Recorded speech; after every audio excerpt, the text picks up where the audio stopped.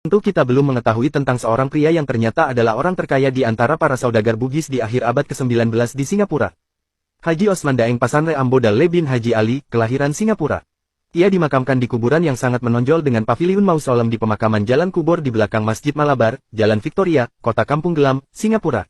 Nama Daeng Passanre, atau lisan orang Melayu menyebutnya Daeng Passanrik, memang tak setenar Ambo Soloh yang dikenal sebagai komisaris kota yang mewakili masyarakat Melayu Singapura dan ayahnya Haji Omar Ambo Dai bin Ali, seorang Taipan Bugis asal Wajo yang sukses di Singapura.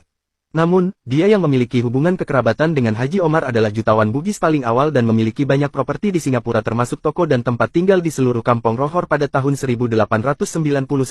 Daeng Passanre dijuluki pedagang kaya Bugis oleh surat kabar Singapore Free Press dan Mercantile Advertiser.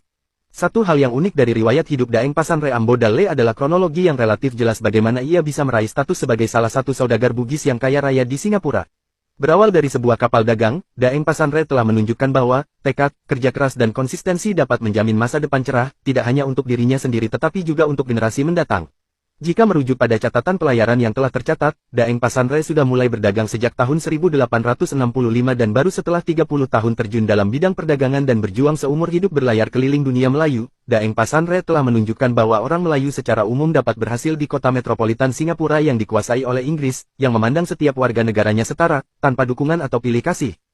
Daeng Passanre menghabiskan sebagian besar hidupnya berdagang dari pasar untuk mengumpulkan modal dan mendiversifikasi investasinya untuk mencapai status hidup mewah, untuk diwariskan kepada keturunannya.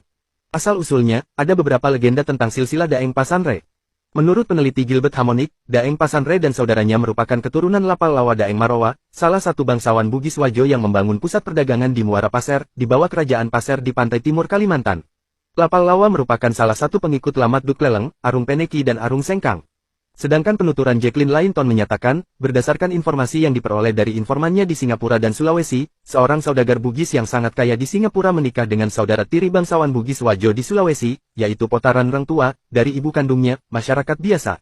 Pedagang Bugis itu bergelar Daeng, dan konon telah memberikan sebagian besar hartanya di Singapura, yang berupa properti seperti toko dan rumah kontrakan serta sebidang tanah kepada istrinya sebagai mahar agar dia bisa menikahi wanita bangsawan. Daeng Passanre menurut ahli warisnya lahir di Singapura. Namun sebagian besar hidupnya dihabiskan dengan berlayar dan berdagang di pelabuhan-pelabuhan wilayah jajahan Belanda.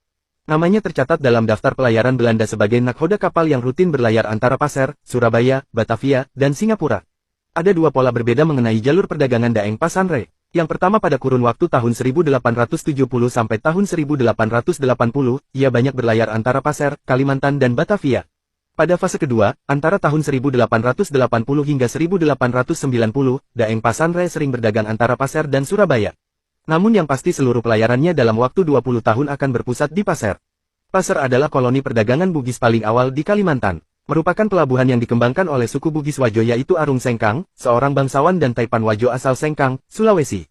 Arung Sengkang atau bernama Lamat Duk Leleng datang ke Pasir pada tahun 1725 dengan armada kapal dagangnya untuk mendirikan koloni baru. Setelah sekian lama berbisnis di Selat Malaka khususnya Johor dan Riau, bersamanya terdapat 7 bangsawan menengah Wajo yang berperan menyebarkan pengaruh Bugis Wajo di bidang pelayaran dan perdagangan melalui monopoli perdagangan dari wilayah Kalimantan Timur, sepanjang Selat Makassar.